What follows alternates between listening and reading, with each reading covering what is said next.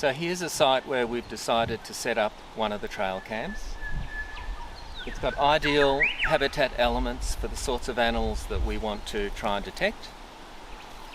There are several types of fallen tree and logs, which means there's lots of foraging substrate, there's leaf litter. There are some shrubs that have grown up around it in the last 12 months that are not ideal because they may blow in the wind and cause lots of false triggers, but we'll prune those back a little bit to reduce that. The trail cam is going on a slender tree just a few metres over there and wants to have in the field of view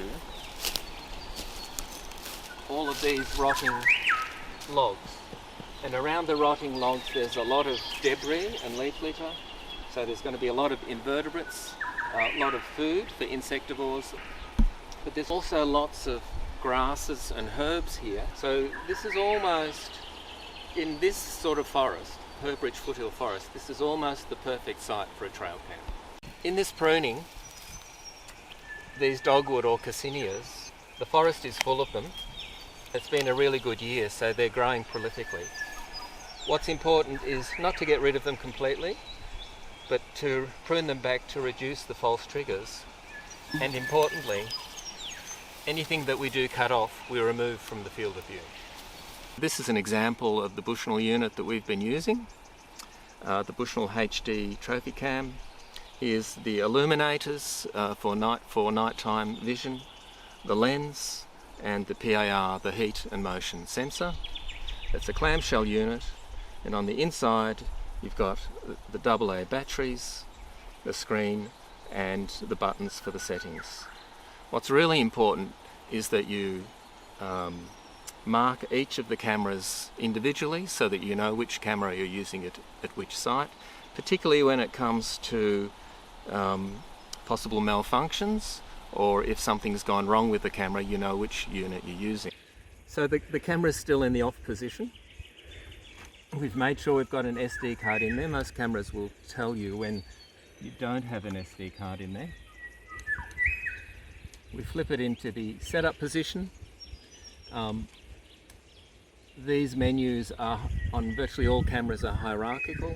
I won't go through all of the details, but just to let you know that it's in camera mode, so it's taking images of 8 megapixels in size.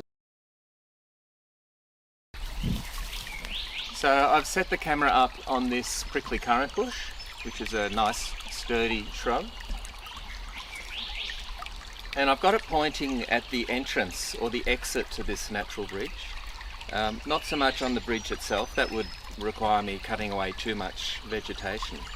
But here we'll get whatever decides to cross that bridge, we'll pick it up with the camera. But also smaller animals perhaps just exploring the edges of the stream, and particularly this really big fallen old log that's obscured by this by the Blacknam fern, but which is obviously really good foraging habitat as well for small insectivores. And it's an area that's in shade for much of the day, so we won't be getting shadows crossing the field of view, triggering the camera either. So it certainly looks very promising. So we've pretty much prepared the site now. The area immediately in front of the camera, and for about 7 or 8 or 9 metres, is fairly clear. I've just taken the tips off most of the fronds so that they don't wave in the wind so much. A couple of things to keep in mind.